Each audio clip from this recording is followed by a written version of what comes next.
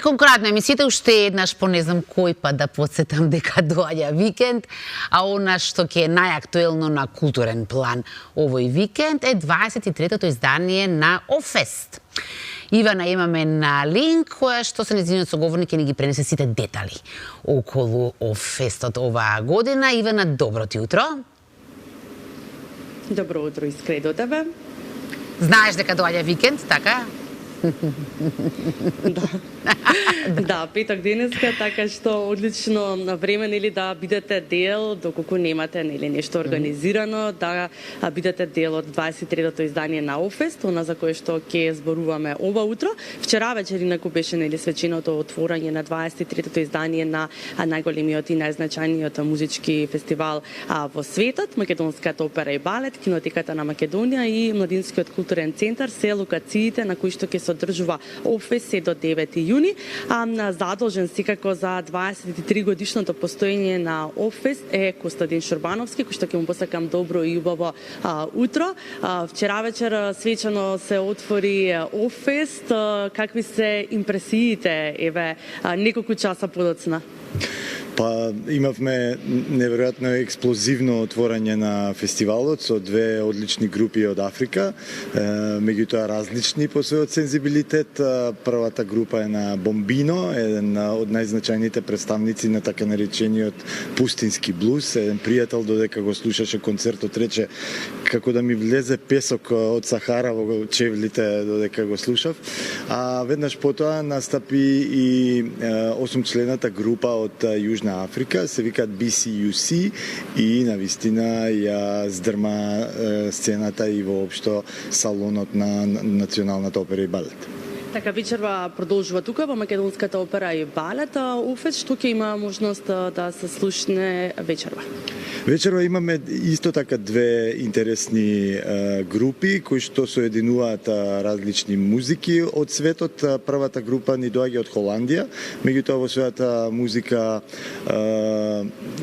синтетизираат различни правци, има меланезиски влијанија, индиски влијанија, сето тоа убаво замислено и испреплетено со некоја импровизација и джез, така што тоа ќе биде одличен концерт на холандската група Бојаки, а веднаш по нив во 22 часот ќе настапат Куту. Тоа е група што доаѓа од Етиопија и Франција, имено пеачката Хејван Геберволте е етиопјанка, а останатиот дел од бендот се французи и тие на многу убав начин ги соединуваат тие влијанија на европската модерна музика и етиопскиот транс, да речеме. Така, викендов секако ќе се одбележи со Офест, па што друго ќе има на програмата се до 9 јуни? Утре вечер на истото ова место, Национална опера и балет, ќе настапи гитаристот број 1, кога е фламенко музиката во прашање, од Шпанија, Висенте Амиго. Го викаат, го нарекуваат наследник на Пако де Лусија и тој навистина е тоа, во моментов број 1 фламенко гитарист, а во недела имаме 3 групи, и тоа во Младинскиот културен центар, дел од проектот во кој што Офест е вклучен како фестивал и се вика Sounds of Europe. Од Полска ни доаѓаат Волоси, ги имаме домашните Калата и на крајот фестивалот ќе го заокружат србите Naked. Така, имаме нели секако и од регионов и домашни настапувачи, гости во кои што навистина ќе имаат можност сите оние кои што сакаат да уживаат во добра музика и за добро расположение. Дали има се уште билети да се набават?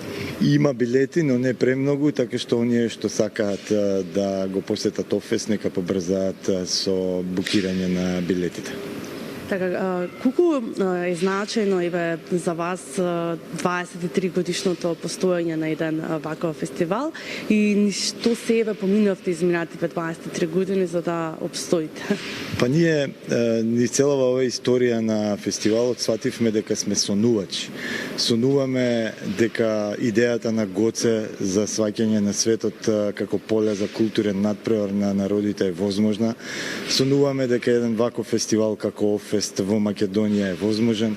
Сонуваме дека една убава концертна сала во Скопје ќе може да биде изградена и е возможна, и може биде дека универзална сала многу брзо ќе биде реставрирана, односно изградена повторно, и се надеваме и сонуваме дека една убава летна сцена ќе добие овој град, затоа што концертите кои што ние ги организираме, а и некои наши колеги, тоа секако го заслужуваат.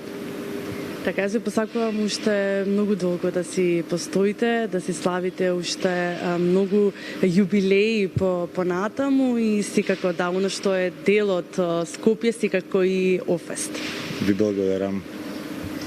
Да, искрено ќе ве поздравиме тука од Македонскиот опера и балет, каде што секако вечерва продолжува програмата на Офест. Се до 9 јуни ќе имате можност да бидете дел нели од овој значаен културен настан кој што некако го одбележува Скопје и овој период од годината, секако 23-тото издание на Офест.